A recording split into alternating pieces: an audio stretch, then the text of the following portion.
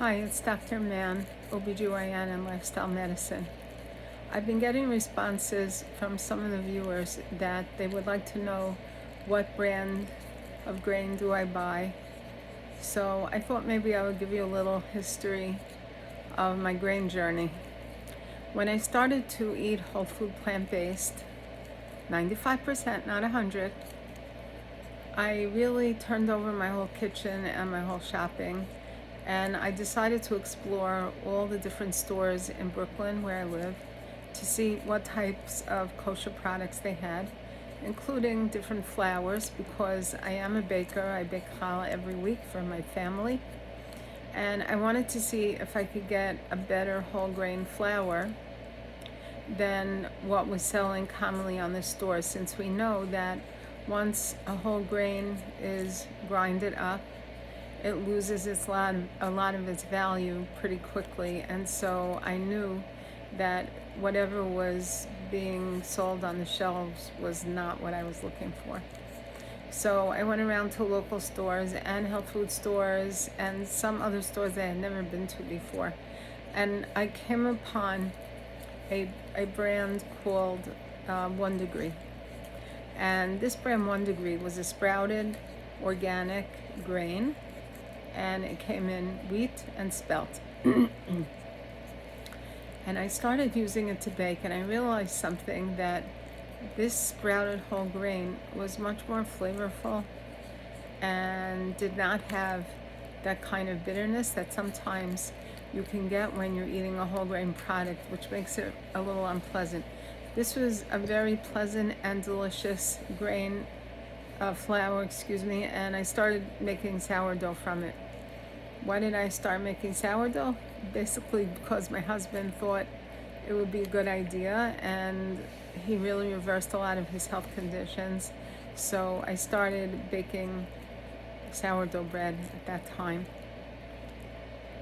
After the experience that I gained by using this 1 Degree flour, it was around that time when I decided to get a mill, because I made up my mind that I was going to use freshly milled flour for my baked goods.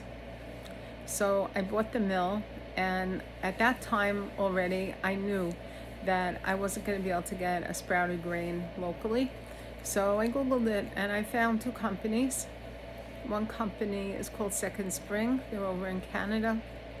And the other company is To Your Health Sprouted Grain Company.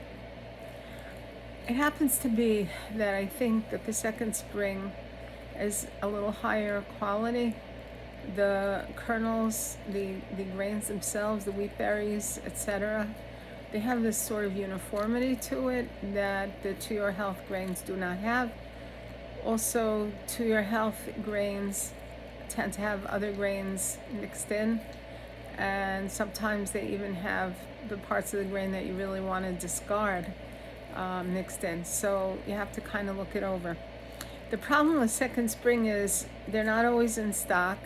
They only sell small bags, and they're rather expensive, and it takes a long time to come. So you could go on their website for what you want, and they may not have a large bag. They may only have a small bag, or vice versa. Whereas I've never had a problem with stock with To Your Health, except the brand Kamut, the brand, not the Khorasan, but the actual trademark brand name of Kamut can be hard to get. So that's my grain story. Now I just want to show you this. I got this from Pleasant Hill Grain, and I use it a lot in teaching. Basically, it shows you what happens when you refine a grain down to the white powder, which is what most people are buying. So you have here, and it actually tells you the names. It says whole grain, then the brand, and then something called middlings. The middlings are actually sent for horse feed, the wheat germ, which is the little baby that has a lot of oils. And this is the wheat germ oil they're demonstrating, and the white flour. So you see everything that you're losing. And I find this is very motivating for people. It doesn't cost a lot to buy. I got this on Pleasant Hill Grain, and I would recommend that anyone who's interested in inspiring others to bake with whole grains, that they should take this and sort of pass it around so everyone can see it. Now, what I was talking to you about, the grains that I was buying, was sprouted grains.